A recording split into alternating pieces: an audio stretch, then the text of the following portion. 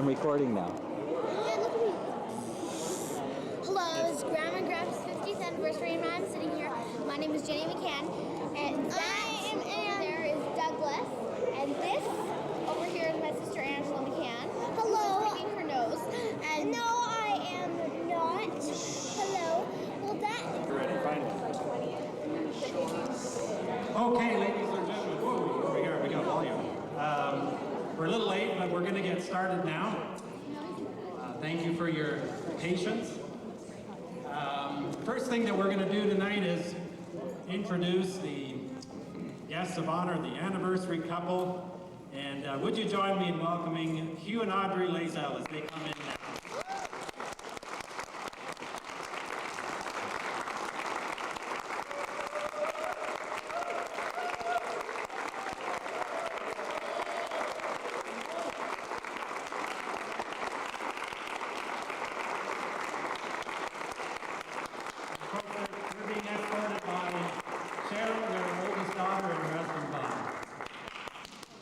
Thank you very much. You may be seated. I'm just going to take a moment to just introduce the head table. Actually, this is the most of the wedding party, as I understand it. I wasn't there, so I really can't say from any first-hand knowledge, but I understand that the ladies with my mother were her sisters, Martha and Sybil. Is that correct? At the original wedding way back many long years ago. So Martha Lowndes and Sybil Lowndes, there they are. And then the men, now I can't figure this out, but I was told that there were actually 3 men in the wedding party. I don't know how you guys couldn't count too good back then, I guess. But anyway, you're supposed to do, like equal number, but oh well. Things were different in the 40s, I guess. All right, but Sydney, brother of the bride, and he's with us today, of course, along with his wife, Audrey. And also at the original wedding party, Milton Loney was a groomsman, I understand, who was a cousin of the bride, and Jim Loney. He was an usher. Oh, I see. Okay, that's how you sorted it out. All right, he was also a cousin of the bride, I believe. All right, so thank you. I just want to take a moment also to introduce, most of you I obviously know them, but the other siblings, which would be my dad's siblings. See, this wedding took place back east, and my dad's side of the family was out west here, so they weren't actually at the wedding. But we have here today my dad's 2 sisters, Ruth Lazell and Marion Peterson, and of course Lou Peterson, Marion's husband. Maybe you guys would just stand, whatever you like.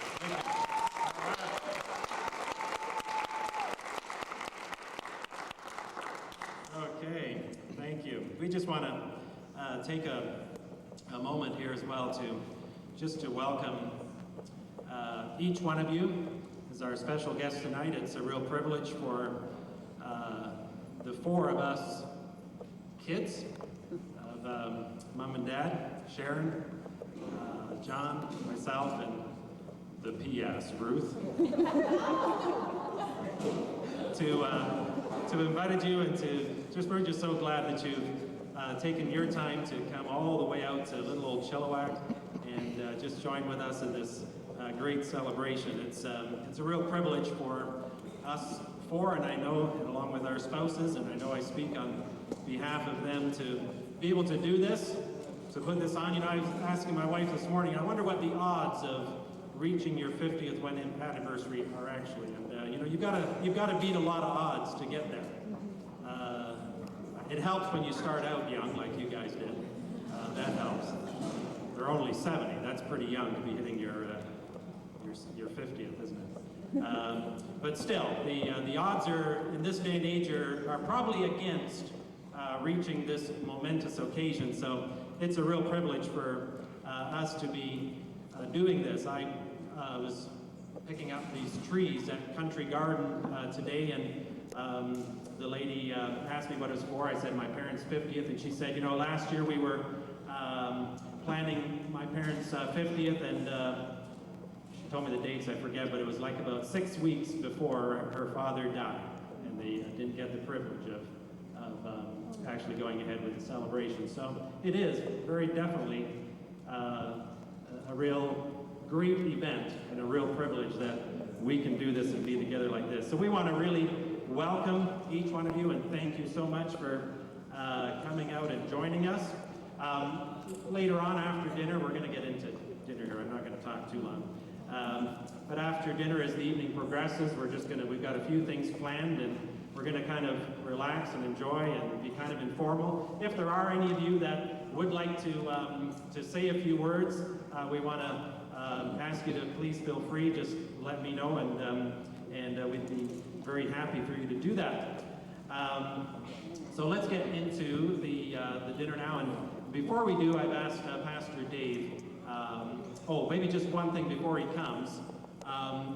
We are going to, I don't know if it's been done yet, but we are going to lock the front doors. We're assuming that everybody's here, so I think we'll go ahead right away and lock the front doors just so as to not have any coats disappear. We have had that problem in the past at 19 out here, so we're going to go ahead and do that. Pastor Dave, would you come please, and I'm just going to ask the blessing on the food and upon our evening together. Thank you, those prayers here, please. Congratulations from all of us. This certainly looks like an antique club. Some of us have known each other for so many years. In honor to the late Pastor Reg Lizelle, I would like to start with Wonderful, Wonderful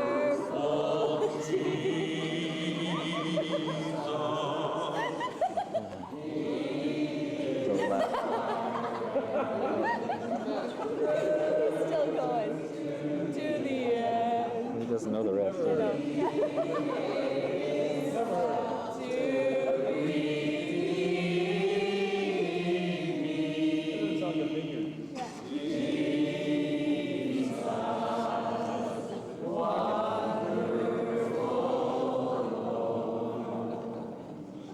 Actually, I was going to ask Dorothy Williams to help me. But I thought she'd mess it up so bad. I got to tell you one thing.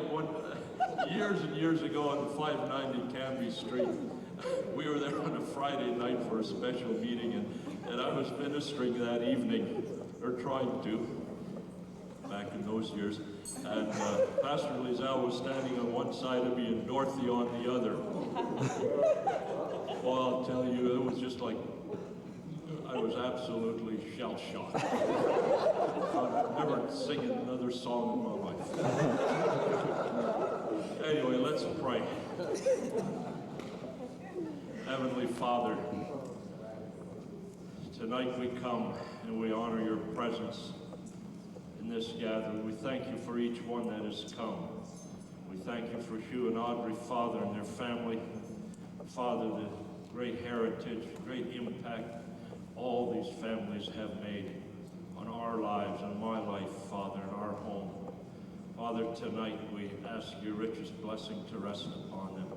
We ask you to bless the food to our bodies, and Morris and the gang that are prepared to bless them also, Father. We ask it all in the precious name of Jesus. And everyone said, Amen. We'll be sure it won't be us. There's the president. Okay, thank you, Pastor Dave. I think the food's all set, so probably the head table can start.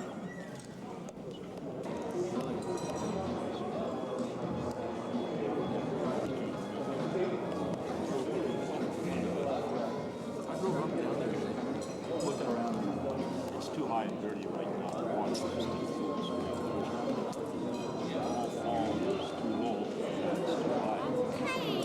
Hello, Daddy. I'm Angie, and Daddy, stop laughing at me. I'm not. What's happening here?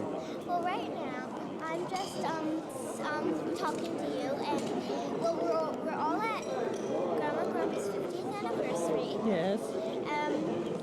You see, And then what? Over there. And then what are we doing?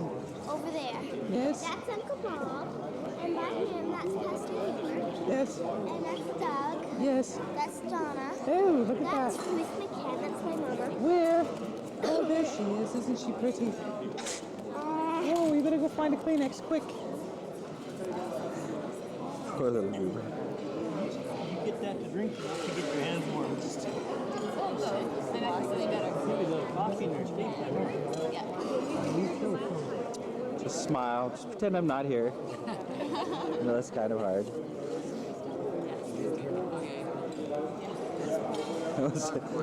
All right.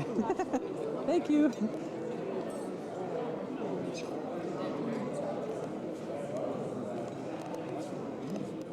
Stack natural. It's me. Hi, Dan. Hi. Hi, Mom and Dad. I hope you're really enjoying this. Yeah. You had enough to eat?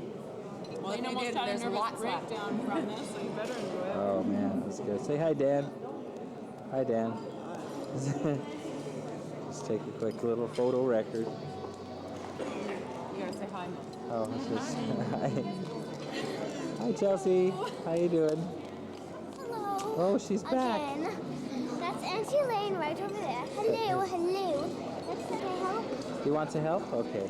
You can introduce everybody. There's Uncle Lou and Aunt Marianne.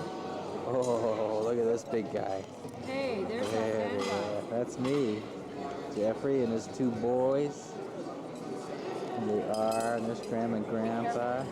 Hi, Dan. Hi, how you doing? Good. Wasn't that food delicious? Hi, Dan. Hi, Dan. Hi. I saw a picture of you with hair all over your face and all over your head. Wasn't that great? Yeah. You must be getting old and losing your hair or something. I am. Well, this is Now you're being videotaped.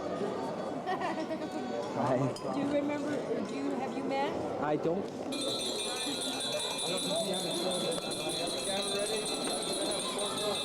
This ain't gonna happen more than once.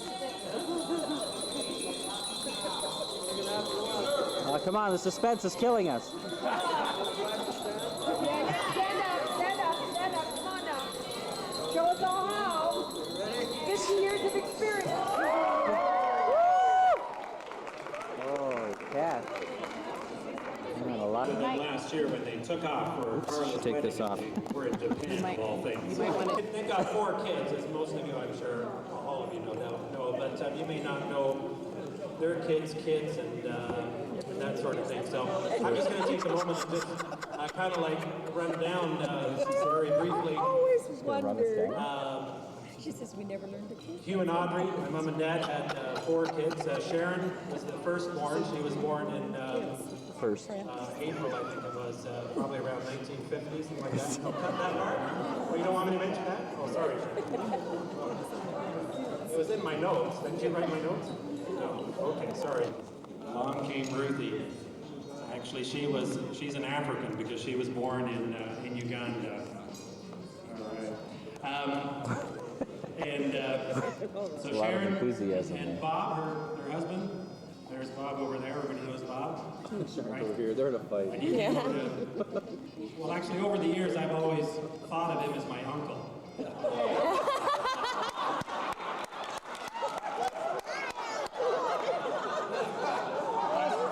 Take a video of you. Right to this day, I always got to say Uncle Bob, and then I have to stop myself. I don't even think that. Oh!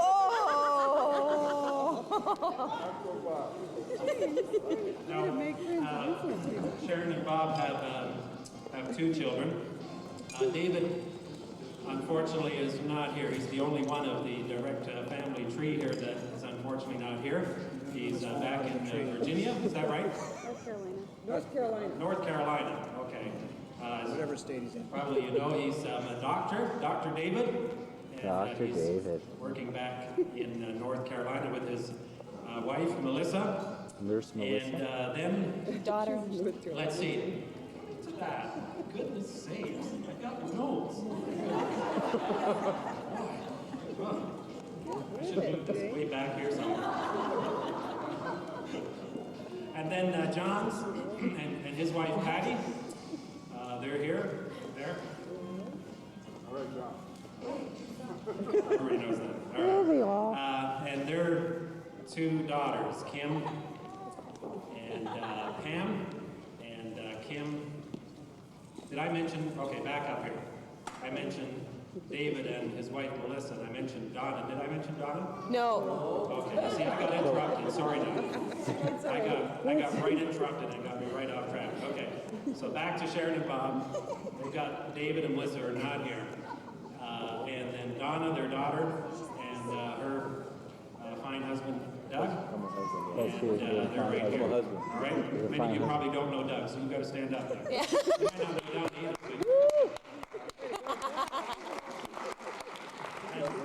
Doug is actually, Doug and Donna are the youth pastors. Dan can relate to that. What is it? City Bible Church. Yeah, that's right. City Bible Church. Dan Lizel, that's me. He's been called that. I've been introduced to everybody. Okay. Now, moving to John and Pat. It's Dan. Their children, Kim, RH. who's been married for, what, 3 years now? Mike Smith, you guys better stand up, come on.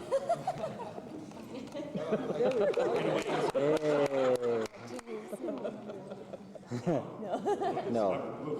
And, Pam? All right. Okay, and then I've got 4 kids.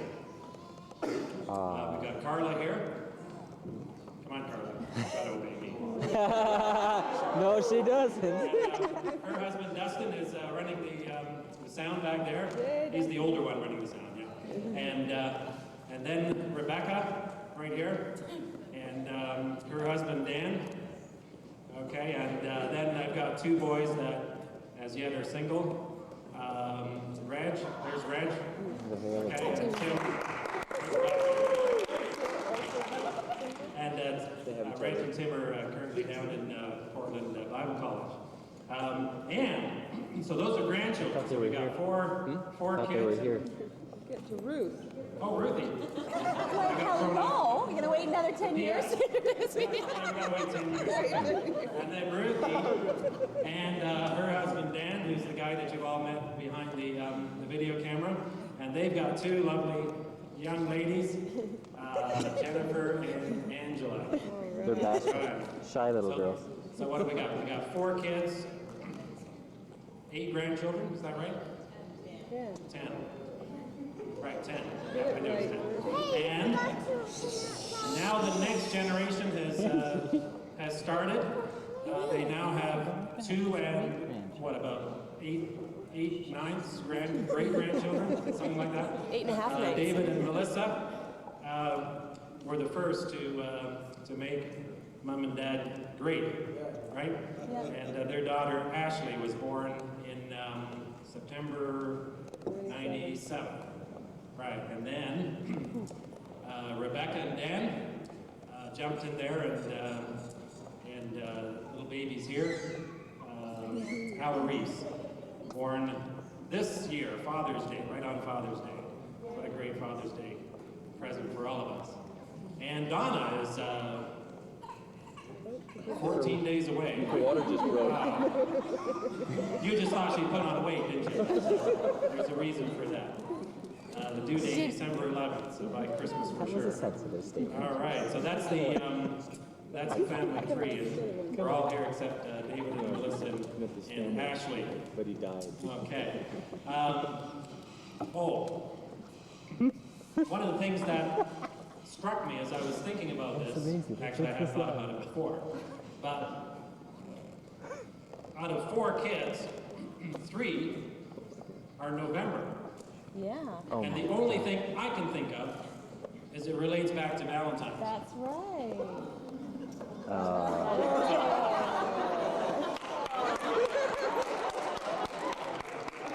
But you know, the interesting thing is that I guess at the first couple of years it didn't really matter because Sharon was born in April and August. But then after that,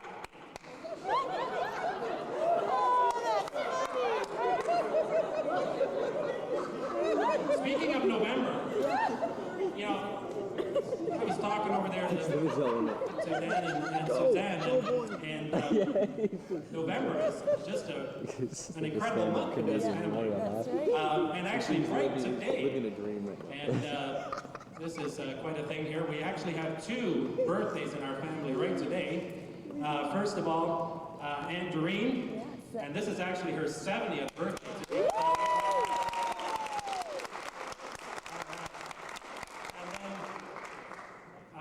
Our baby sister Ruthie, November 27th. This is her birthday today as well. She is 34. I know that because she's 10 years younger than me. I think we should do a happy birthday to Aunt Doreen and Ruthie. All right? Get the video off.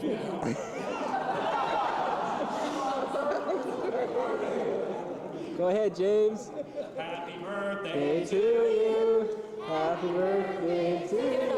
He reminds me of Uncle Bobby, which was a TV program. He had a little puppet that came out with "Happy birthday to you," and many more.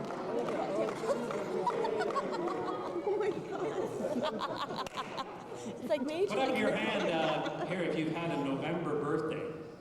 There's a lot. It's amazing. Like, there's 3 of us. And Danny, November 23rd, right? And their daughter, Jessica. No, that's right, Dad. What date? November 8th. Carolyn? November 15th. November. It's just an awesome month. It is. It's unbelievable. No, it sounds like February was the awesome. Oh, same as your father-in-law. Wow. November 22nd. Okay. Anybody else? Over there. Who? Leona Paulson? Wow. Yeah, I'm sure that November is way out of proportion to all the other months. Yes, I believe And the so. only thing I can always think of is that He's more. something to do with Valentine's. February 11th. Anyway, we'll move on. Yeah, we got it. Yes. Yes, hallelujah. Moving right along. Okay, we got it. February 14th, Valentine's. Actually, okay, Reggie was born November 20th. So see? All right. We're actually going to How am I going to spend the whole weekend explaining to my kids? Isn't there something missing in the cake? What? What? Like, Mom, don't you think there's something missing? Yes. Flowers. You want to tell us about that? After we had taken the picture, which you see, my mother says, "Oh, the flowers are still in the refrigerator." So we thought we'd have a little reenactment here. Thank you. All right, maybe the anniversary couple would just go to the cake. And this is a fairly close replica. Sure. You gotta put your hand on her hand. It's the hand that's cutting the cake. It's not me. Yeah. You need to see. It's all character. You know what? I've been filming this cake, and it's moving. So I've been having on record. I don't have your camera. Who's got your camera? He wants us to. You get her camera. What?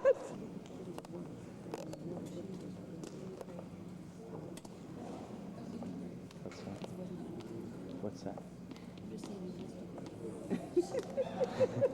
Yeah, don't interrupt me. This is very important. This is a lovely curtain. Oh my gosh, that's quite a set. Oh.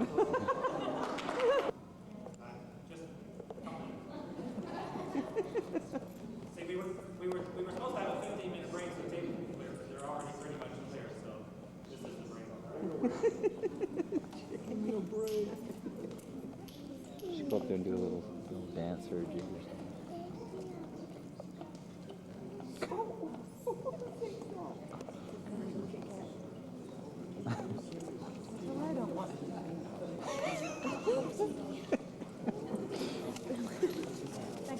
Bob doesn't let you watch stuff like that, does he? It is. Breaking up them poor defenses just there.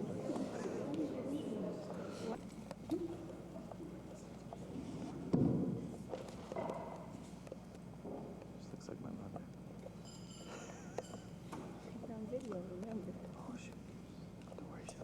Yes. Yes, I may be getting old, but I can still remember well. I have so many good memories of my life in Wyerton. My name, it's Miss Woodman, and I was the librarian in Wyerton. See this picture right here? They used to be my neighbors right next door.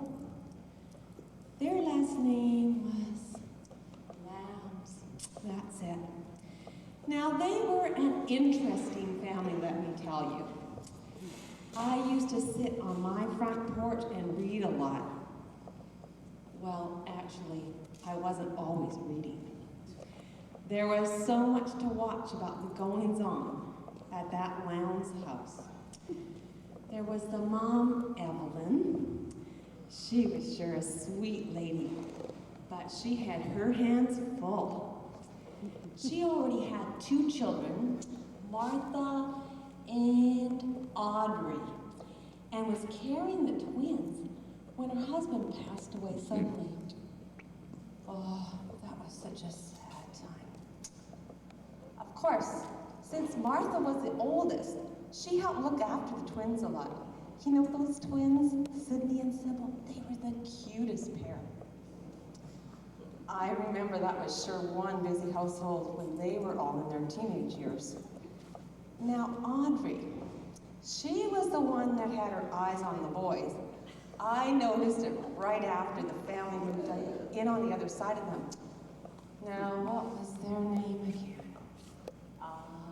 It was Lazelle. Audrey, what do you think of the new family? Well, it looks like they have 2 girls and 2 boys. I can hardly wait to meet them. Me too. I can't wait to meet the girls. Let's invite them over to play some games. Really? Yeah. I want to meet those boys, especially the red-haired one.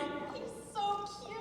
Audrey, what would Mother say if she heard you talking like that? Oh, Sybil, I'm just looking. I'm not buying yet. Ah, yes.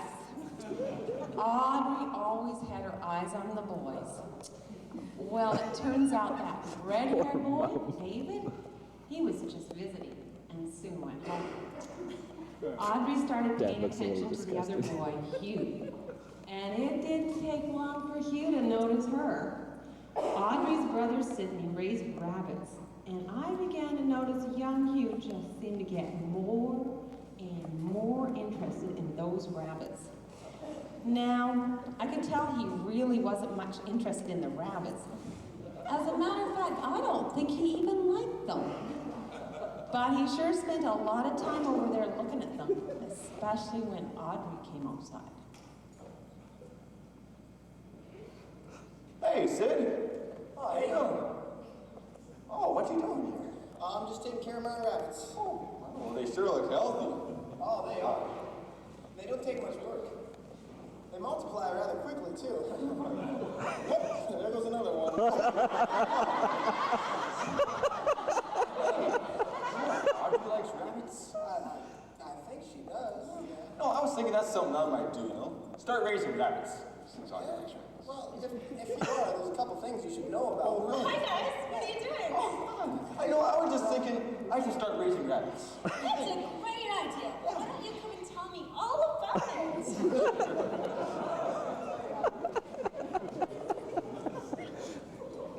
Well, this interest in rabbits seemed to lead into longer and longer walks for Hugh and Audrey. I would see them go past my house and then come back, always deep in conversation about something. One night I was sitting out in my backyard, way in the back. It was one of my favorite spots to sit. And I noticed a strange thing happening with the lights coming from the upstairs rooms of the Lazelles and the Lowndes homes. It seems that Hugh and Audrey's bedrooms faced each other across the potato field. And there were flashing lights at each other. It looked like they were doing some kind of signals or a code.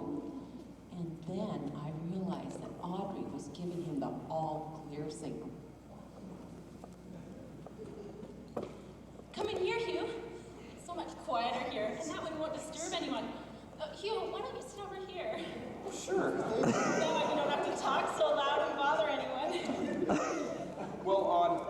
decided. I think I'm going to go to Bible school. Oh, Hugh, really? I really feel there's God has a calling on my life, and I just need time to prepare for it. Oh, but I'm gonna miss you so much. I miss you too, Audrey.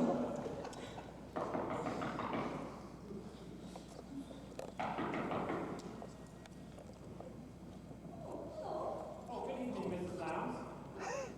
How are you this evening? Oh, just fine, thank you. Yes, very nice. Fine. Actually, Mrs. Lowndes, I was wondering if Hugh was over here. Good evening, Mr. Lazelle. Audrey, have you seen you? No, he's not here. He's not here right now. Well, thank you very much. Sorry I disturbed you. Good evening. Well, Hugh went off to Bible school, and their romance continued to blossom. Before the first year of Bible school was over, Hugh had a very serious talk with Audrey. He told her that she needed to go to Bible school if they were ever going to get married. Well, if that's what it took, then that's just what Audrey would do. So off she went to join Hugh at Bible school, and it seemed that marriage was definitely where this relationship was headed. Christmas Eve 1947, that's when the engagement happened. And after Hugh graduated in June of 1948, plans for the wedding began to take shape for the following June. All their plans were going well until that afternoon in early October of 1948.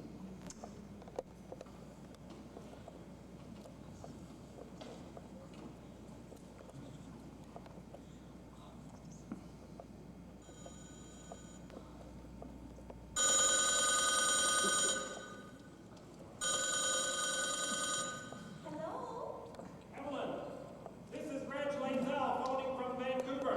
Oh, hello. Is something wrong? No, nothing's wrong, but I have something I need to discuss with you. Revival has broken out in the church out here, and I need you to come and help me right away. Oh, yes, I understand. He's here right now. Would you like to speak to him? Well, no, Evelyn, I need to speak with you. You see, when he comes out here, I need him to be married so he can get settled quickly and get right into what God's doing in the church out here. So, now, how about you and Audrey get married next Saturday? And try to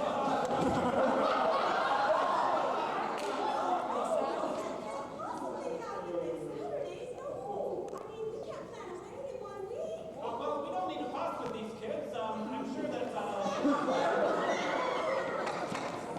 could probably just do the wedding as quickly as possible. There's revival happening, Evelyn.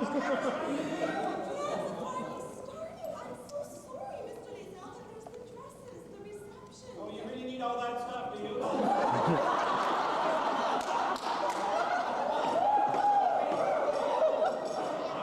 What's the soonest you could have them married and on their way?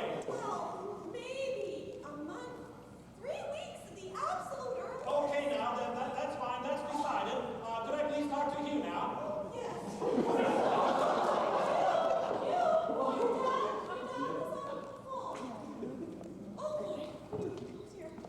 Hi, Dad. How are things going? How are you? Oh, really good, really good. Good. I need you out here right away, Hugh. The revival is broken out. God's really working in the church.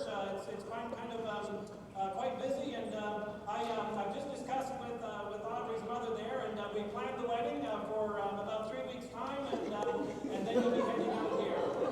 3 weeks? That's not much time, Dad. Oh, I know, Hughie, but it's all settled. It's been decided.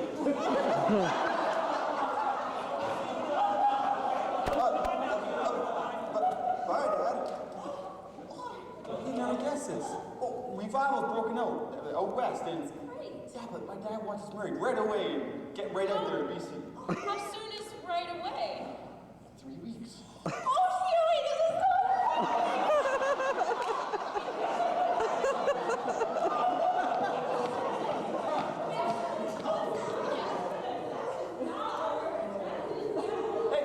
Hey, I can sing. Shine on, the first moon of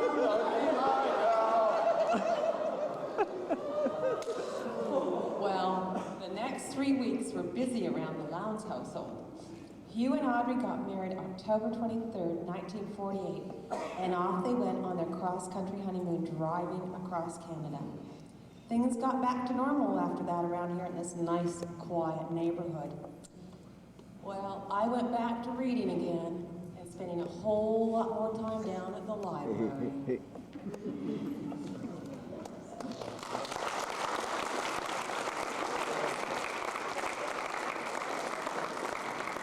Dan Lowndes up there doing Reg, though.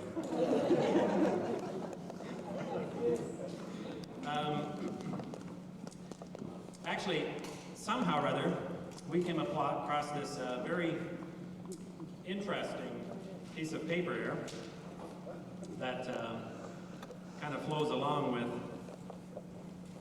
the theme here. Seems that, well, this is a letter from Elmer M. Loney, who I understand was the pastor of the Baptist Church, is that correct? And also married you, is that right? He married us. He wasn't a pastor, he married you. Uncle? He was a minister, okay, and he was Uncle Elmer, right? Also seems that he had an interest, a proprietorship in La Plaza Private Hotel in on Jarvis Street, 592. Things getting out of focus. 592 Jarvis Street, that's Toronto, isn't it? Yeah.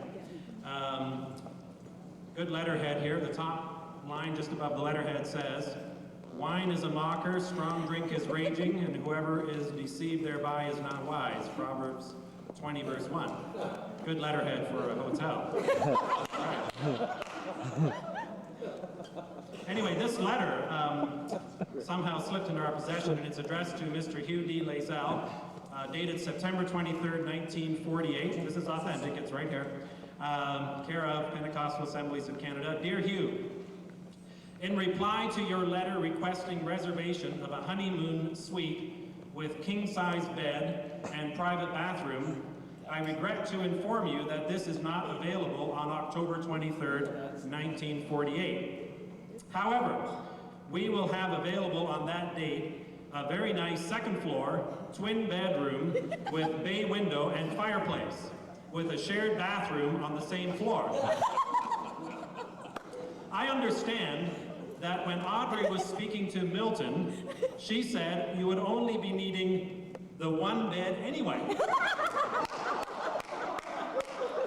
So we'll reserve that room for you unless we hear from you to the contrary. Yours truly, Elmer Loney.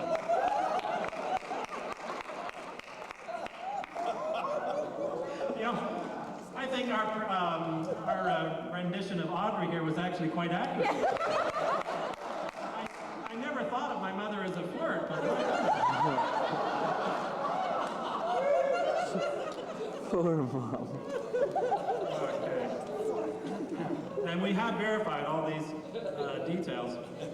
Now, actually, what I gather is that this fine offer of a room with twin beds, even though they have only needed one anyway, was actually turned down. And in fact, the wedding night was spent at the Bells residence, is that correct? The Bells were relatives of the Lazelles, just good friends of the Lazelles in Toronto, and they agreed to move out for one night, and so they went elsewhere. Maybe the Bells ended up on the twin beds.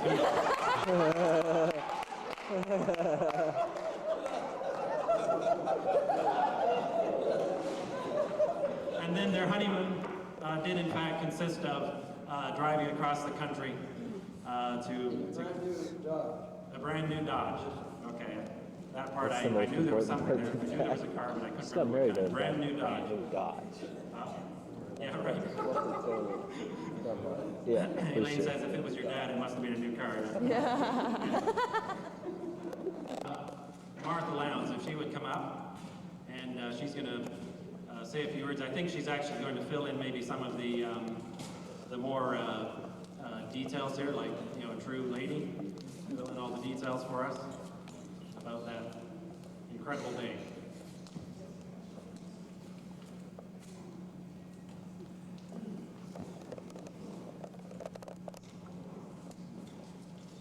Since I was not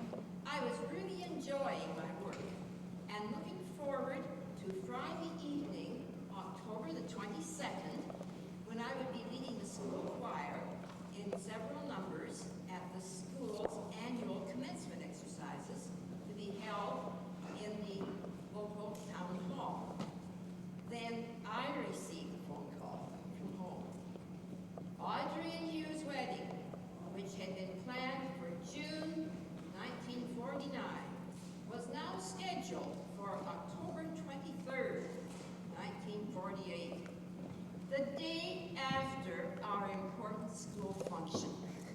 Well, I could adopt a Pollyanna attitude about one thing.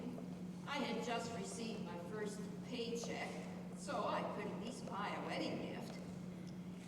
My 3 siblings, under our mother's guidance, went to Owen Sound for one afternoon and did all the necessary shopping.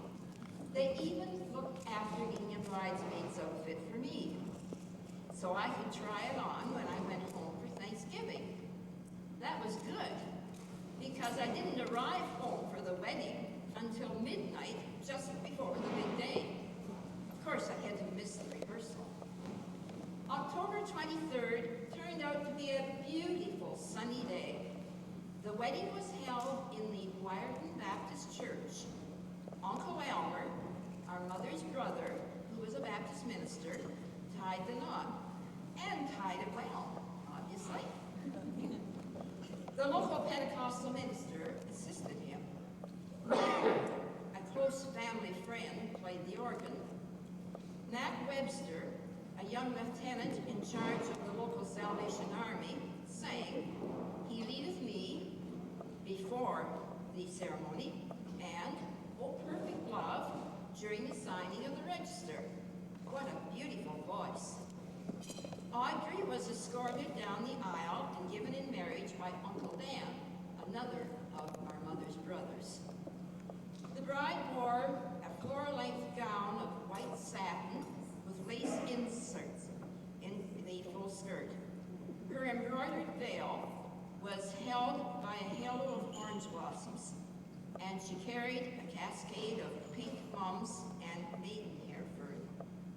Most noticeable was the big smile she wore. What a radiant bride.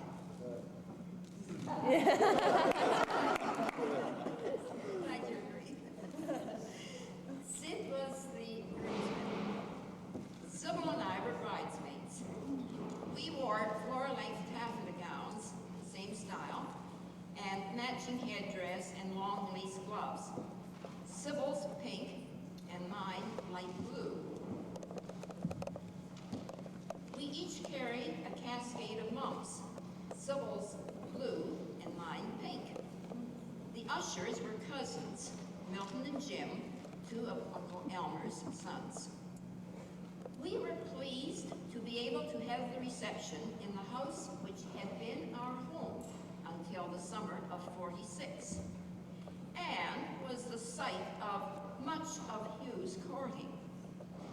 Our old home had already been resold to a lovely Christian couple who ran a tourist home and catering service. They had prepared a delicious dinner for the reception. Our mother received in a blue crepe dress with corsage of pink roses. Hugh's aunt, substituting for his mother, assisted, wearing gray crepe and a corsage of red roses. The tables were pretty, with baby mums, streamers, and candles, all pink, the candles in silver candlesticks.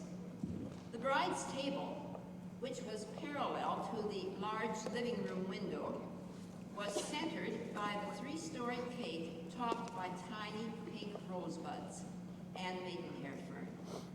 The photo of the wedding couple cutting the cake shows the beautiful stained glass section at the top of the big window. Also, that window looked directly out to the house where Lazelles had lived. Those serving at the reception were a cousin, the lady in charge of the junior choir in which we used to sing, and 2 of our elementary school teachers, both named Madge and members of the Baptist Church. It sure was a beautiful wedding. Everything went most smoothly. The wonderful weather and the way all those participating fulfilled their roles just right gave a strong sense of the Lord smiling upon that marriage. I was very proud of our mother, who had planned so efficiently, and grateful to the Lord, who had shown himself so faithful in guiding her. To travel, Audrey wore a blue gabardine suit, pink blouse, gray squirrel neck piece, and corsage of pink roses. The happy couple didn't lose any time in heading for the West Coast.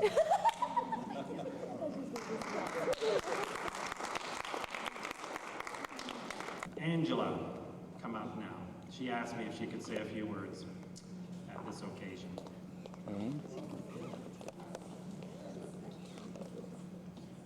Come on over here so everybody can see you.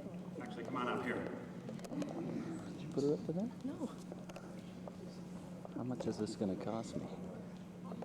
I just want to say that Grandma and Grandpa are the best grandparents that I've ever had. All right. There you go. Thank you, Angie. Okay, John, I'm going to ask my big brother John to come up now, please.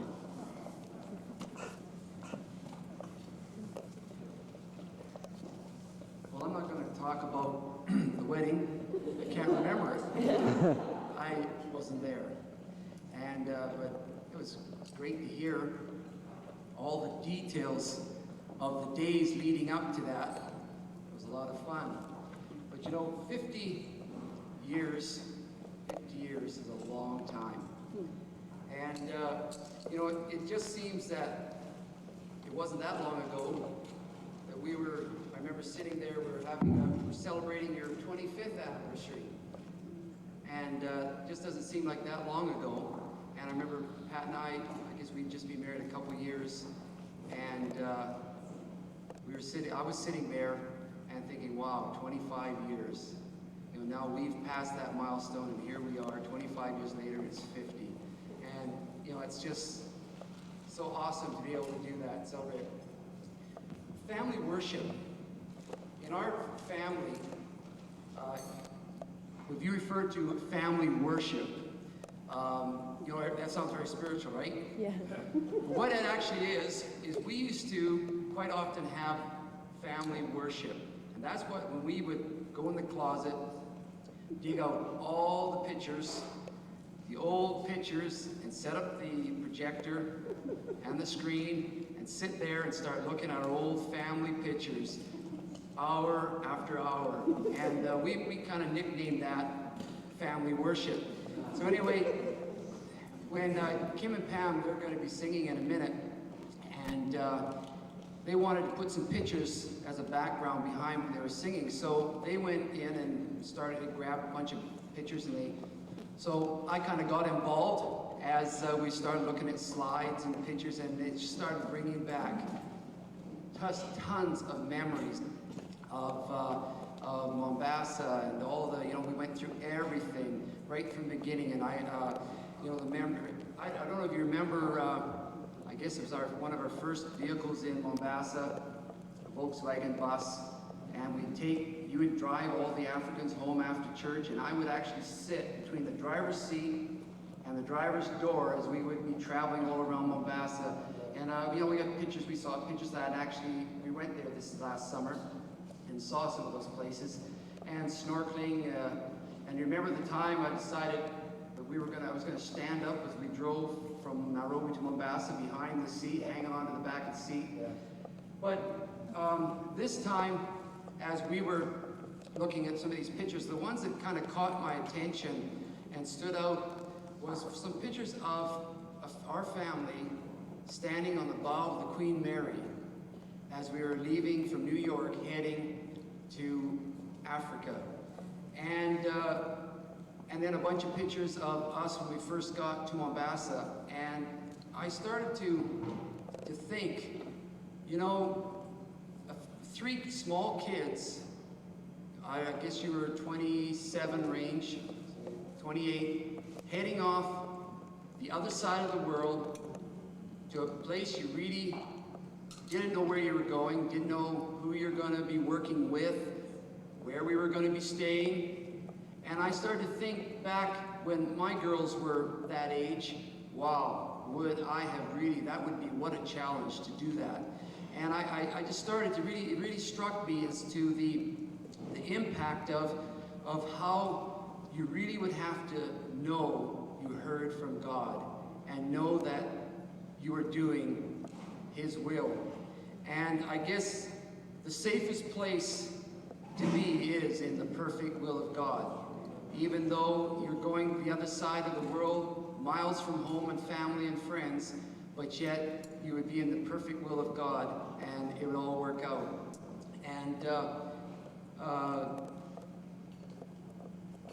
growing up, I know what I really appreciated about you was that you always put God first. God was always first in our life and the family, and there was never a double standard. It was always a constant. We had a constant direction, and a constant standard was always there. And I remember one saying that you said, and I've stuck with it, I probably said it to my girls, was what one generation makes an exception for, the next generation makes it the rule. And that was, I remember that was just one thing, a little thing, that nugget that I guess stuck with me over the years, that I learned and applied it to our life. And this last summer, we had the privilege of traveling with Mom and Dad back to Uganda. First time to go back there in 32 years. And it was a real experience, just a total pleasure, and it was exciting. And to go back there to, and actually while we were there, I think maybe Aunt Marion, is going, maybe later on could talk when Uncle Luke comes up about the formal introduction. I think there's some pictures, a book about some, when we were in Uganda, the Africans who love Mom and Dad unbelievably, and they actually did the old tribal complete wedding ceremony with them, and we were privileged to be there for the wedding part of it, but not the introduction part. And so the scripture that comes to mind when I was thinking about this was how much we love you guys. And in Matthew 19:29, and everyone who has left houses or brother or sister, father or mother, or wives or children or lands, for my sake shall receive 100-fold and inherit eternal life. And I just brought to my mind so strong when we were in Uganda this last summer, how you are loved, and how that the people around the world just love you guys. Love you for your ministry's sake, for your what you mean to them, for your direction, your father, and how many of them called you Mama and Daddy and Grandpa and Grandma, and that's how they refer to you, because they just honor, respect you, and love you. And I am so glad and proud that I can call you Dad and Mom, and we just love you very much. And Kim and Pam would like to sing that song, You Are Loved.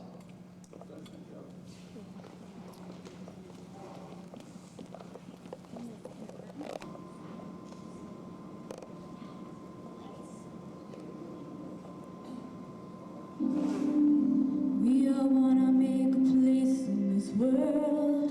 We all want our voices to be heard. Everyone wants a chance to be someone. We all have dreams we need to dream. Sweeter than any star you can reach. 'Cause when you reach and find you found someone, you hold this world's most priceless thing, the greatest gift this life can bring. When you look back and know you were loved, you were loved by someone, touched by someone, held by someone, meant something to someone, loved somebody, touched somebody's heart,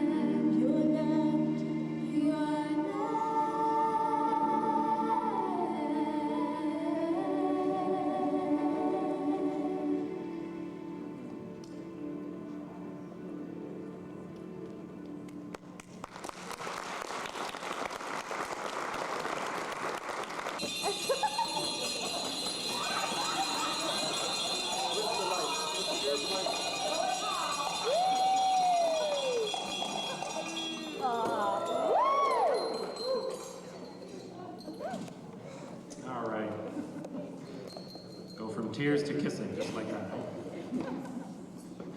Amen. Beautiful. Ooh. Yeah.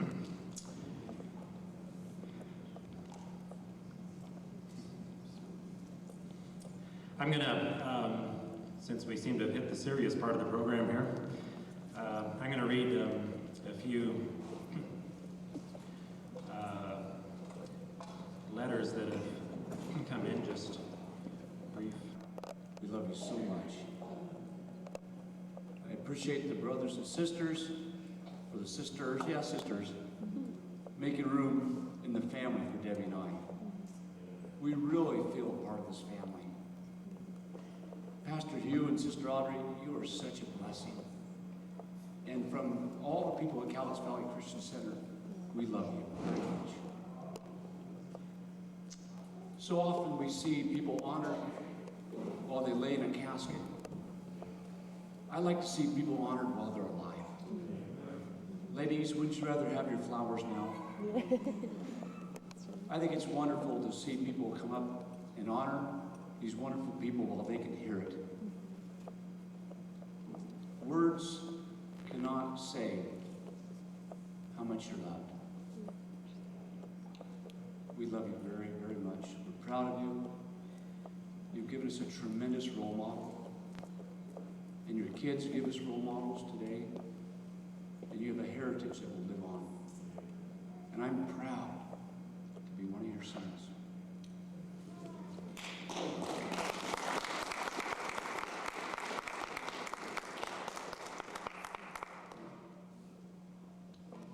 Before I make any of my own personal remarks tonight, I want to read a couple of letters from, again, from ministry people down in the States, and Mom and Dad have been very involved with a fellowship of pastors for the last number of years called Ministers Fellowship International, and that is headed up by Dick and Edie Iverson. And I have a letter I want to read. They were very sorry that they could not be a part of this evening. And they say, congratulations, Hugh and Audrey. It has been our privilege to know you for more than 30 years. You're people of faith and integrity and the kind of friends that you love to talk with. As we think of you, we think of the scripture about Jesus being the same yesterday, today, and forever. That applies to you as well. Your love, enthusiasm, and vision has never wavered under the most difficult situations. You are people that will infect others with their enthusiasm because you are so committed to the Lord, to His house, to worship, to prayer, and missions. You eat, sleep, and breathe missions. However, wherever you are planted, you blossom. We want to thank you, Hugh and Audrey, for your friendship that we have enjoyed over the last many years.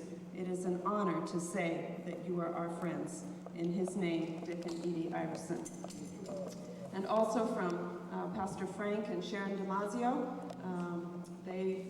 Mom and Dad labored with them in Eugene, Oregon for a number of years as elders on their ministry team there. And then now Frank and Sharon are the pastors in the church where Bob and I are in Portland. And they also were sorry they couldn't be part of the celebration. Dear Hugh and Audrey, congratulations on your 50th wedding anniversary. We join with your family and friends in celebrating this very special occasion. God has blessed you in so many ways because of your great commitment to His calling and will for you. We pray this will be a season for you to reap the seeds that you have sown over the years and to receive your reward for the many sacrifices you have made. We honor you for your faithfulness to the Lord, to each other, and to your children, and to the family of God. With love and much respect, Pastor Frank and Sharon Damasio. And then one more from Bob and Diana Medlin, who are a couple who are pastoring down in Oregon, or Redding actually, California. And they have been very dear friends of Mom and Dad's, and Mom and Dad have impacted their lives, as this letter will say. You and Audrey have been such an encouragement to Diana and I in pioneering 2 churches. They were with us before we launched the first church in Florence, Oregon, when we had a little frozen yogurt shop and Christian bookstore.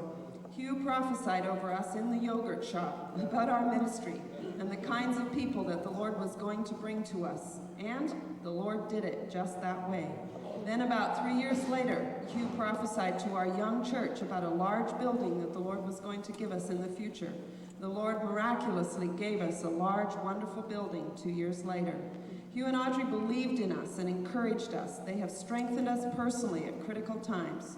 Hugh's prophesying and preaching have always inspired us. We have fought the good fight of faith with the keys those prophecies brought to our ministry.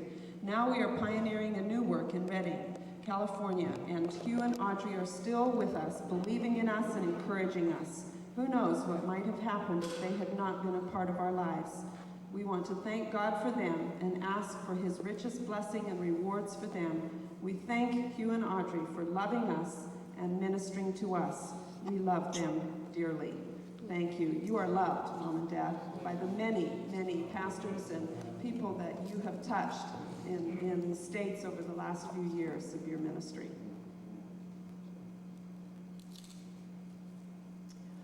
We're going to show another video that we've put together, so if you want to get ready for that. And I just want to make a few personal comments as child number one and the oldest daughter. You'll have to forgive me.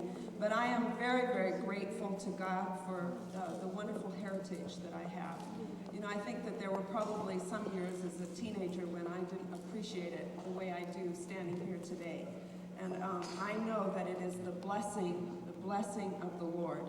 I know that it is not a requirement to be a good Christian, to have a godly heritage, but I know that it is a tremendous, tremendous advantage and a tremendous blessing for which I know God holds us responsible and accountable. But I am grateful, Mom and Dad, for the way that you carried on the family heritage and you passed it on to us. And I think it is tremendously to your credit that all of us children and our children, and I'm believing God for grandchildren and great-grandchildren too, that are going to serve God until Jesus comes again. As I've thought of Mom and Dad, and there are so many, many things that could be said tonight, but you have functioned in so many different roles, even in my own life, and I know in the life of many people that you have touched. You have been caring and dedicated parents, grandparents, great-grandparents now. You have pastored, you're an evangelist, you have prophesied and functioned in the prophetic. You have functioned in many, many different roles through the years. And yet, I would have to say, and I guess I'm speaking to Dad, and I'll speak to you, Mom, in a moment, but Dad, you are a man, as has already been said, who has loved God and put God first. And your integrity has been something that has stood you in good stead when others may have faltered, or when maybe others would look and be critical, or the circumstances were not good. But I would have to say that you have always walked before God with incredible integrity, and I thank you for that. I can remember, because Dad, you see, was my pastor, not just my dad, but he was my pastor for many years. And I can remember as a young person and as a teenager, you believed in me, and you believed in what God wanted for my life.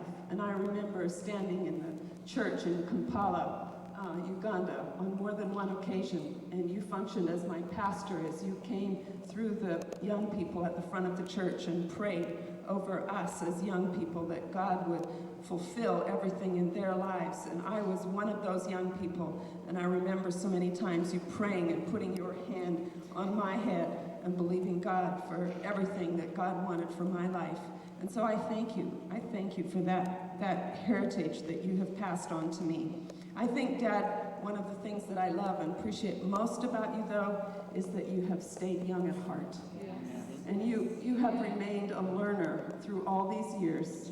You are never satisfied or content with the way it used to be or the status quo. I have seen you change and adjust and learn like many people are not able to do. And I thank you for that, because it has given my children something wonderful.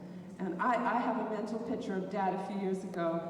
He came down to visit, and I remember my kids, David and Donna, were just, their mouths were ajar because Dad wanted to get outside. Rollerblades had just come in big time. And of course, they didn't realize Dad was a skater. You know, he's been a pro skater from way back, you know, I guess in Ontario. And so he was all gung-ho, oh yeah, let's go rollerblading, all right. And so he got on the new rollerblades, and there he was out in front of our house, up and down the street with the kids, rollerblading. And David and Donna could not believe it. It's like, whoa, Grandpa. But you know, that is just so typical. It's just a little vignette of how Dad was always gung-ho and ready to go. And Mom, I have to say to you tonight, you are a godly woman. You are a woman who has followed Dad wherever Dad took you. And that's been many, many different places and many, many different homes. And you are a woman who has made it home wherever we were. You had an uncanny ability to make it home and to make it beautiful and to make it everything that a kid would want home to be. I remember, you know, when we think of Mom as most often the one behind the scenes making everything happen. But I remember when Dad had hepatitis in Uganda and was laid up for many, many months, and the doctors forbid him to do anything. And Mom rose to the occasion. She was actually pregnant with Ruthie at the time. And she rose to the occasion and preached and ministered to everybody at the church and pastored until Lou and Marion could get there. But I mean, I remember that, and I remember thinking, whoa, my mother is able to do this too? I mean, she was the church bookkeeper. She was the one who fed the multitudes, quite literally at times. And Mom was just always there. Mom was there to talk to when you needed to talk. I remember many, many a time coming down to the kitchen early in the morning, getting ready for school, and Mom would already have been there and had the day well underway. And yet late at night, laying in bed, and Mom was still up with Dad, working on letters, working on stuff for the church. I used to think, when does Mom sleep? But Mom was just always there, ready to do whatever was needed. And I can't help but think tonight, as it's been 50 years, that when you stood with Dad and you said, where you go, I will go, and your God will be my God, and your people will be my people, as Ruth said, you're a woman who truly, truly has lived that out. Not only did you say it, but you have lived it out. And so I thank you both. I thank you both for the wonderful heritage that you've given me and my family. And I know that I'm wanting to believe God for many, many more years yet. God bless you. We're going to watch a video now. Go ahead. What's that? Well, I wasn't born into this family. I made my way into it through another means. And we won't go into that. My first recollection of Hugh was when the revival broke in 1948 and when he and Audrey came. I was much younger, and of course I am very much younger than him anyway. But my first recollection was when we had the church on 590 Canby Street. Before the Technical Institute was built there was a school across the way. And I can remember him going across to the bus depot and getting his shoes all shined and fixed up for Friday evening service. And we had boys club that night, and on the way back he couldn't resist coming and throwing the football around with us. And I remember him looking at his shoes and saying, I can't go into church with shoes looking like this, but I did have fun. And I think that's the testimony of his life. He loved having fun. As I watched him and observed him through the years, he became a man who greatly influenced my life. And I would like to say also that Audrey had a great influence on my life. A number of things, she and I have kind of similarities. We had to break into this austere Lizelle family somehow. It looks like she had her plot and I had my ploy, and both of us are here.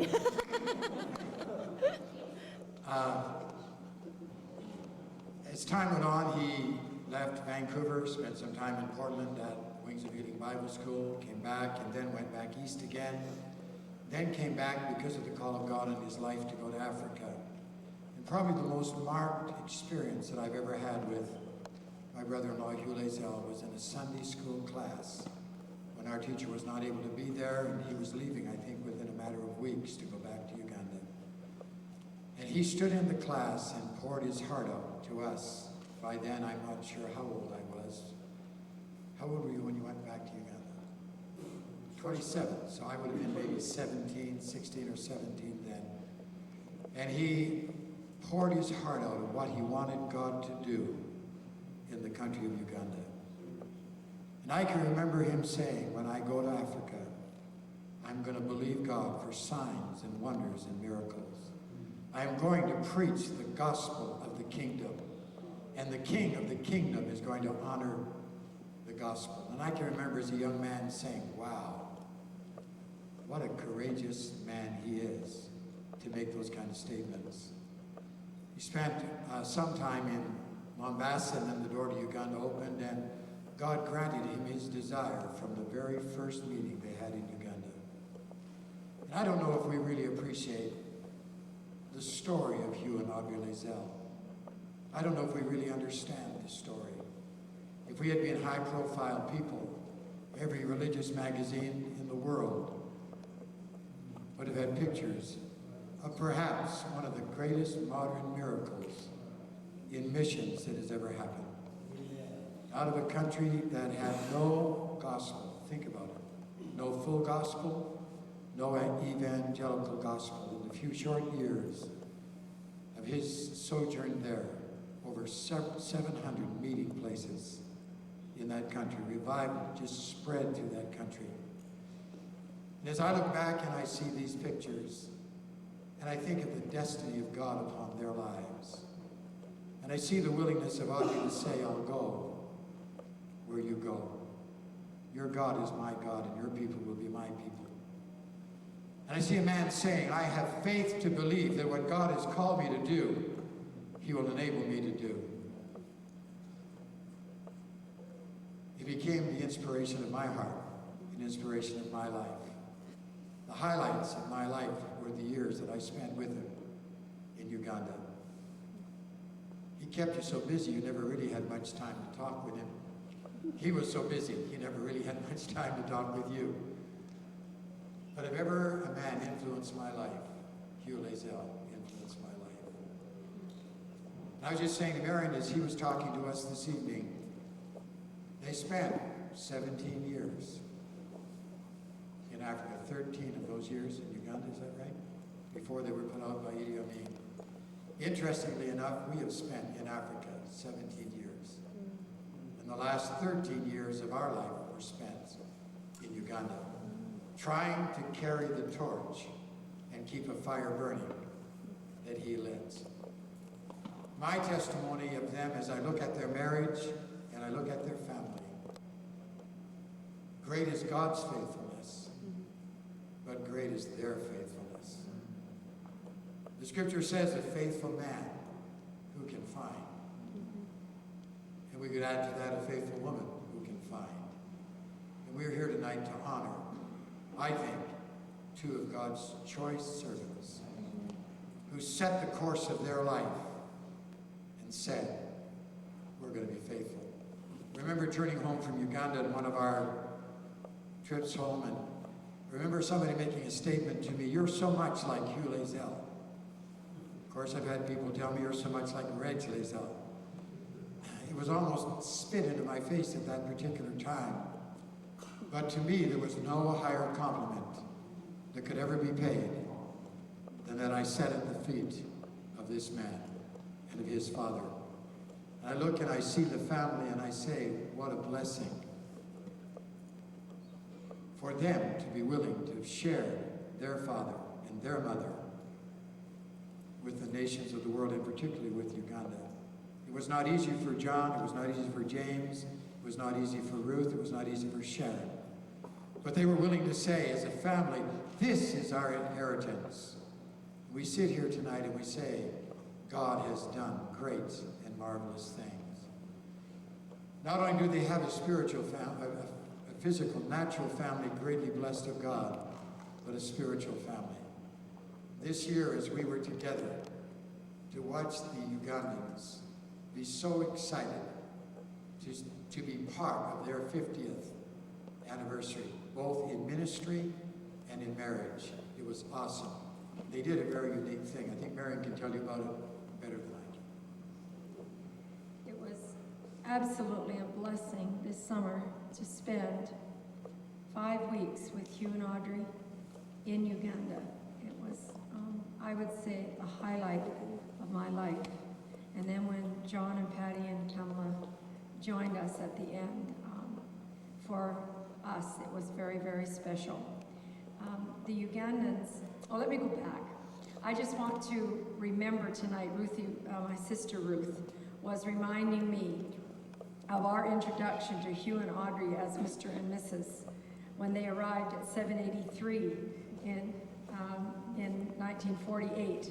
We, of course, were all excited because Big Brother was coming home and bringing his bride with him. And as little girls, we were just couldn't wait. And they arrived unexpectedly. And here were us kids, Ruth and I don't know, some of the other kids roundabout. We were playing hide and seek in the house. And the door, there came a knock at the door, and we opened the door, and there stood Hugh and Audrey. I don't know whether they remember it. They surprised us all, and how excited we were as little girls to see our big brother, who we hadn't seen very much of in the years that he had been in Toronto and we had been in Vancouver and Mission City. And as the years have gone by, miles have separated us. They've been in Africa, we've been here. We were years in Africa together, and then separated again when we were in Vancouver, Glad Tidings, and Hugh was back in Hamilton. And so we've kind of been a scattered family all over Canada and the United States. And we haven't had a lot of time together, but it hasn't disrupted our respect and our love for one another. And when they were in Africa this summer, the Ugandans want to celebrate their 50th. In Ugandan tradition, they do what they call an introduction. And it is like an engagement party. And what it is, it's the old tradition of when the groom would go to the house of the bride and ask for the bride's hand. But of course, in olden days, they had to barter for her price, and they had to bring gifts to the whole family. And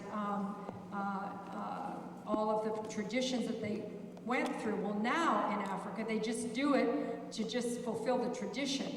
And so that's what they did for Hugh and Audrey, and it was just before our conference.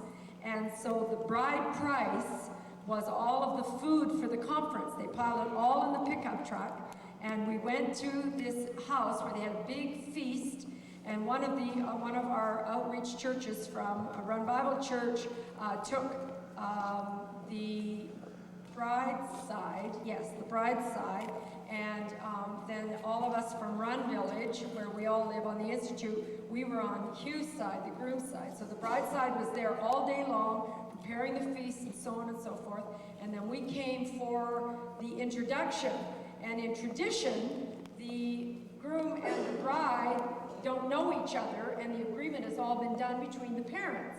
And so they carry that out, they act it out, just like it used to be years ago. And so we came for the feast in the morning. They took Audrey away from Hugh, and she was gone all day. And we came in the evening, late afternoon, to introduce the groom, or for the groom to ask for the hand of the bride. Well, they didn't want us there, and they go through the whole tradition thing. They don't want you to come in. What are you doing here? What right have you got to be here? We're having a village meeting. You've got no right to be here at all. Please go away. You're interrupting our meeting. And so you have to be persistent to come in because you've got a very important request. And the groom doesn't speak, and the bride doesn't speak. They have their spokesman, their mediator. And so we go in and we sit down. Well, Audrey was already there. Hugh came in with us, and you know Hugh, well, if you don't remember, Hugh gets a little, irritated because he doesn't exactly know what's going on. And so, like today, he told Audrey, wait, what's happening now? Do I have to speak? Do I have to say anything? What should I do? Where should I go? And, all this is going on. So we go in and we sit down. Of course, he's not to say anything, and they begin to barter. And the idea was they were bargaining for Audrey. And of course, the price was that in the end, the price was that he would love her and take care of her all the days of his life. And then he has to bestow all kinds of gifts onto the family. And so they unloaded the pickup truck with all of the food that we had purchased for the conference. So there were sacks of rice and sacks of sugar and sacks of potatoes and cabbages, and then finally the last thing was a live goat, wasn't it? Yeah. They brought in this live goat, and by this time they had presented all of the young fair maidens to Hugh, for Hugh to choose. And of course, in their tradition, the bride was already chosen, but they act like they don't know who the bride is. And here's Audrey. It was really interesting because they were acting this all out, and here is Audrey amongst all the maidens, the Ugandan maidens. You know, she kind of stood out a little bit. Her gray hair and her white skin and all the African things. But it was a fun time. They laughed and laughed, and they had this tremendous African feast, and they did a tremendous honor to Hugh and Audrey. And then at the introduction, they have to announce where the wedding is, who will provide the wedding clothes, who will provide the transportation to bring the family to the wedding. And so they set the date 2 Sundays ahead, where they were going to do what you saw on the video tonight and do the vows, and all the family was invited to come to the wedding, and all the friends and so on and so forth. So they actually went through the traditional introduction and wedding with Hugh and Audrey while we were in Uganda. It was a lot of fun, and they really enjoyed the celebration. And we're very, very blessed that Audrey and Hugh would want to be in Uganda, and that was Audrey's only request for her 50th, was that she would come back to Uganda and see her friends and the people there. And they were so honored and so blessed as we were. And I just want to say, as Hugh's little sister, what a blessing he has been. You know, James was joking about calling Bob Uncle Bob. Because Hugh's 10 years older than I am. We're 10 years apart in everything. In years, in marriage, we were married in 58, and in ministry, we went to ministry 58, so there's 10 years between us. Hugh has always seemed like an uncle to me through all those growing up years, because you know 10 years when you're young is a long time. But as we've gotten older, that 10 years has shrunk. And now it doesn't seem like 10 years at all, because he has kept himself so young, and we have learned to be good friends. And I just want to say how much I admire him as my big brother, as my leader and example, how much I love Audrey, and what an example she has been to me in motherhood, in housekeeping, in her devotion and loyalty to her husband. What an example she has been. And I just want them to know how much I, their baby sister, appreciates them so much. Thank you so much for all you've meant to me through the years. I would just like to conclude what I have to say by bringing you greetings from the entire team.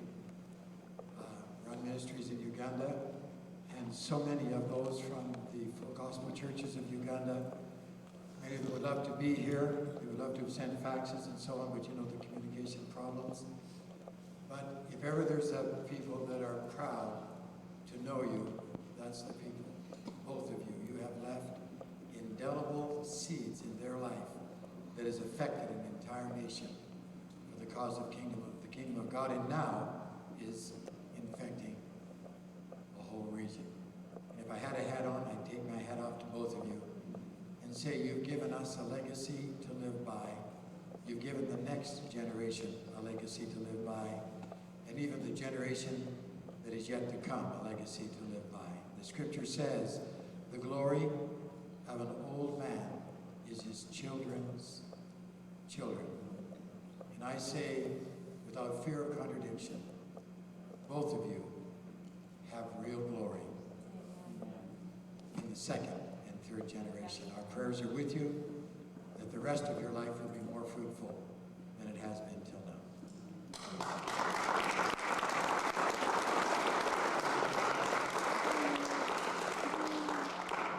Bob Wager is going to close off our evening.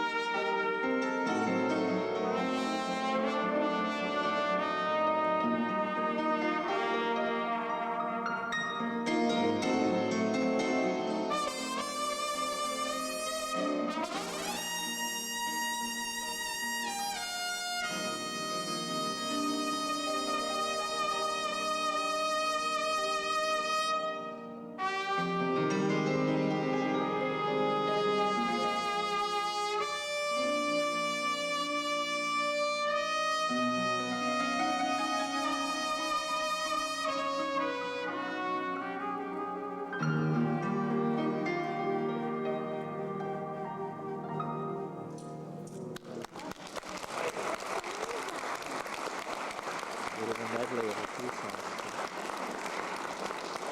Praise the Lord. Amen. Thank you very much, Bob. Beautiful. Hallelujah. And once again, thank you very much, all of you, for coming. I know it means so much to Mom and Dad that you all came this evening, and we appreciate your patience. One thing we learned well from Dad is how to have a long occasion. We appreciate you coming and sharing this evening with us. And I know Mom and Dad really thank you very much. God bless you all.